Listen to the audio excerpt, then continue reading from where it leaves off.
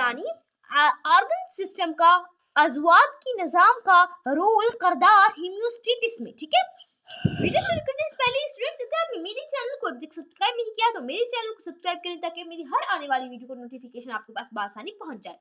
तो स्टूडेंट्स, अपनी वीडियो शुरू करते हैं बिना अपने टाइम ज़ाया किए। Let's start our video without wasting your time. Today our topic is the role of organ system in homeostasis। चलिए पढ़ना शुरू करते हैं। सेवरल ऑर्गन्स के बहुत से जो ऑर्गन्स होते हैं, कई ऑर्गन सिस्टम होते हैं, आपस में काम करते हैं, वर्क टुगेदर फॉर होम्योस्टेसिस के लिए। फॉर एग्जांपल, मिसाल के तौर पर, यानी इकट्ठे होकर बहुत सारे ऑर्गन होते हैं, कई ऑर्गन होते हैं जो कि इकट्ठे होकर काम करते हैं होम्योस्टेसिस के लिए। मिसाल के तौर पर, for example, nervous system and endocrine system. जो नर्वस सिस्टम होता है, एंडोक्राइन सिस्टम होता है, रेगुलेट द कोऑर्डिनेशन एक्टिविटीज। ये कोऑर्डिनेशन एक्टिविटीज को रेगुलेट करता है, जारी रखता है, जैसा कि हार्ट का रेट, रिस्पायरेशन और metabolism. They are also respond to change the environment. वो जिम्मेदार होते हैं, वो उन्हें जवाब देना होता है, वो चीज होती हैं इन्वायरमेंट में। यानी जो नर्वस सिस्टम होता है और एंडोक्राइन सिस्टम होता है, उन्होंने कोऑर्डिनेशन जो एक्टिविटीज़ हमारे दिल में होती हैं, जैसे कि हार्ट रेट, दिल का जो रेट होता है, रिस्पायरेशन, हवा का तबादला होना, और मेटाबॉलिज्म जो हमारे अंदर के निज़ाम में होता है, दे आर आल्सो रिस्पॉन्स्ड। यानी जो ये क्या रिस्पॉन्स होता है, क्या जवाब दे होते हैं, इन्वायरमेंट के लिहाज से चेंज होना। अब हमारे पास नेक्स्ट आता है respiratory system ensure that the body receiving. Respiratory system हमें बताती है कि जो बॉडी है वो सेलुलर रिस्पायरेशन के लिए इनफ कितना जो ऑक्सीजन है वो रिसीव कर रही है, हासिल कर रही है। रिस्पायरेटरी सिस्टम हमें बताती है, इंश्योर करती है कि जो सेलुलर रिस्पायरेशन के लिए हमारी बॉडी, हमारा जिस्म कितनी ऑक्सीजन रिसीव कर रहा है, ले रहा है। ठीक है, it also expels excess carbon dioxide from the body. ये बॉडी से एक्सपेल कर देती है, कार्बन डाइऑक्साइड को खारिज कर देती है। यानी कार्डियक सिस्टम है play crucial role in regulating body temperature and pH level. जो कार्डियो वैस्कुलर सिस्टम है वो हमारी बॉडी में अहम किरदार अदा करता है।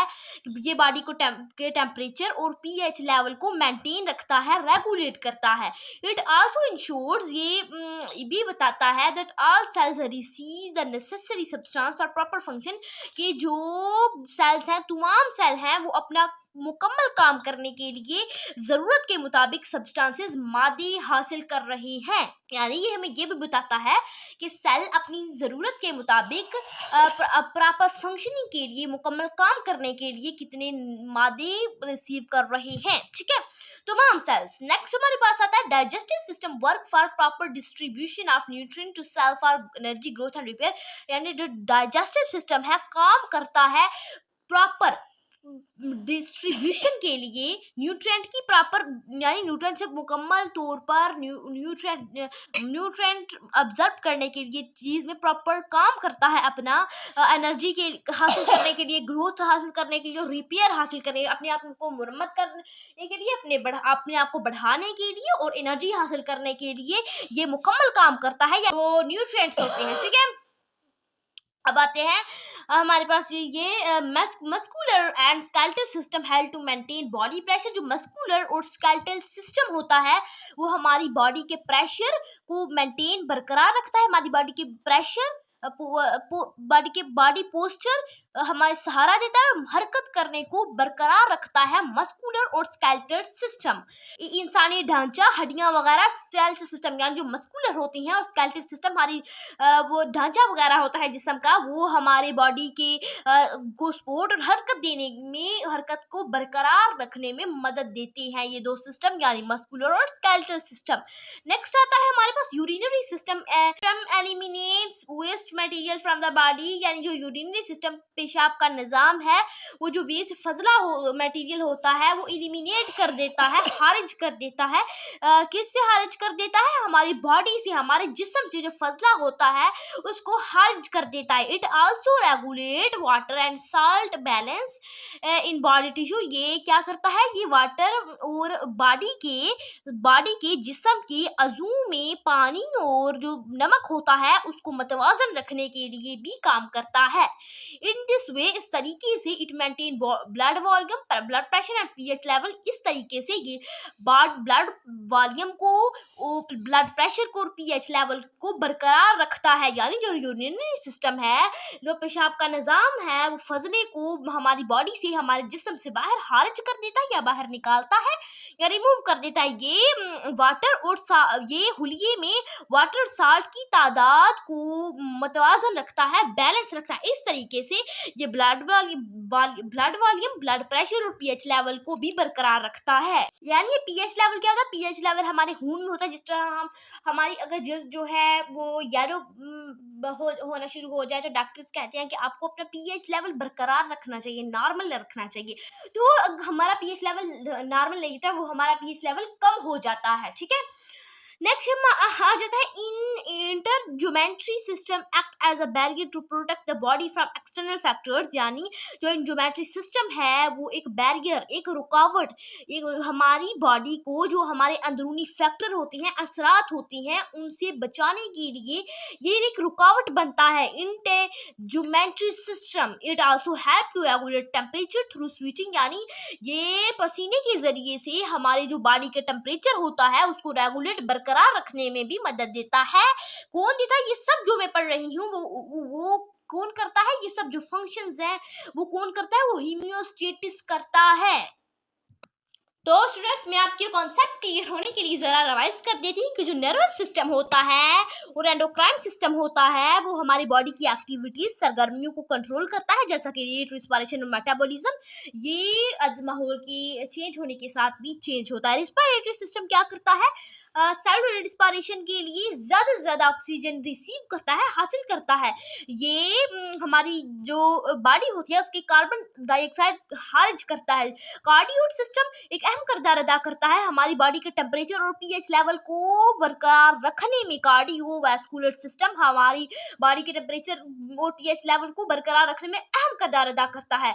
ये क्या करता है? ये हमें बताता है कि जो बॉडी के सेल हैं वो अपनी वो प्रॉपर काम करने के लिए सब्सटेंस कितने मादे रिसीव कर रहे हैं। डाइजेस्टिव सिस्टम वर्क करता है, काम करता है न्यूट्रिएंट की प्रॉपर डिस्ट्रीब्यूशन, न्यूट्रिएंट से मुकम्मल तौर पर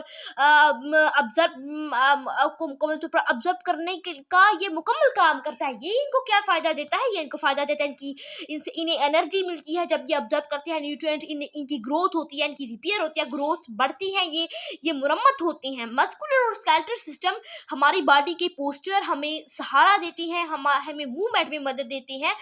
मस्कुलर और स्केलेटल सिस्टम, मस्कुलर का मतलब होता है हमारे पट्टे का जो सिस्टम होता है, स्केलेटल यानी जो हमारी ढांचा होता है, जिस्म का हड्डियों का ढांचा होता है, वो हमारी जो हमें चलने, हमें मूवमेंट करने और हमें स्पोर्ट सहारा देने में बहुत अहम किरदार अदा करते हैं। यूरिनरी सिस्टम यानी जो पेशाब का निज़ाम है वो फजले को खारिज करता है हमारी बॉडी से, या निकाल देता है या रिमूव कर देता है। ये हमारी बॉडी में वाटर, पानी और साल्ट, नमक की तादाद को बैलेंस, मतवाजन रखने में भी बहुत अहम किरदार अदा करता है। इस तरीके से ये जो है वो हमारी बॉडी के टेम्परेचर, वॉल्यूम और पीएच लेवल को मेंटेन रखता है। और इंटरज्यूमेंट्री सिस्टम है वो एक्ट करता है एक रुकावट की तरह हमारी बॉडी के एक्सटर्नल फैक्टर, हमारी बॉडी के अंदरूनी असरात को बचाने के लिए इंटरज्यूमेंट्री सिस्टम है वो एक रुकावट की तरह अहम किरदार अदा करता है। ये हमारी बॉडी के टेम्परेचर को पसीने के जरिए से रेगुलेट कर, यानी हमारे टेम्परेचर को मतवाजन रखता है हम पसीने के जरिए से। स्वेटिंग कैसे होती है? स्वेटिंग का मतलब होता है पसीना आना। पसीना हमें किसकी वजह से आता है? स्वेट ग्लैंड्स की वजह से हमें पसीना आता है। और किसका क्या फायदा होता है हमारी बॉडी में? आपको पता होगा ये छोटी छोटी सुराहें हैं, ये आप देख सकते हैं, ये छोटी छोटी आपको सुराहें नजर आ रही हैं, ये आपको छोटी छोटी सुराहें नजर आ रही हैं। जब मैं ज्यादा हार्ड वर्क करूंगी तो मुझे पसीना आएगा, स्वेट ग्लैंड ऑन हो जाएंगे मेरी बॉडी में, मुझे पसीना आएगा और फिर मेरी हवा का एक्सचेंज होगा, अदला बदली होगी, ऑक्सीजन, ठीक है, और फिर मेरी बॉडी का टेम्परेचर मतवाजन हो जाएगा जब स्वेट ग्लैंड, पसीना आना शुरू हो जाएगा। तो और स्पीशियस ग्लैंड जो होते हैं वो हम उसके जरिए से, स्पीशियस ग्लैंड के जरिए से हमारे जिस्म में से हमारे मुंह में से हमारे माउथ पर से जो चिकनाई बाहर आती है वो स्पीशीज ग्लैंड की वजह से आती है। जल्द से जो हमारी चिकनाई बाहर आती है वो स्पीशीज ग्लैंड की वजह से आती है। जब हमारी बॉडी में चिकनाई ज्यादा हो जाती है तो फिर स्पीशीज ग्लैंड ऑन हो जाती है और हमारी जल्द से बाहर चिकनाई आ जाती है और हमें पसीना इसी वजह से आता है। स्वेट ग्लैंड ऑन हो जाते हैं, हमारी बॉडी का टेम्परेचर बढ़ने लगता है, स्वेट ग्लैंड ऑन हो जाती है और फिर वो पसीना आता है, स्वेटिंग होती है, पसीना आता है और हवा का एक्सचेंज होकर हमारी बॉडी का टेम्परेचर दोबारा नॉर्मल हो जाता है। तो स्टूडेंट्स आई होप तो आपको समझ आ गया होगा। तो स्टूडेंट्स अगर आपको अभी भी कोई कंफ्यूजन है तो आप कमेंट में बॉक्स में आकर बिना झिझक पूछ सकते हैं। तो स्टूडेंट्स आज के लिए इतना ही काफी है। अल्लाह हाफिज, मिलती है नेक्स्ट वीडियो में। Thanks for watching and don't forget to subscribe my channel.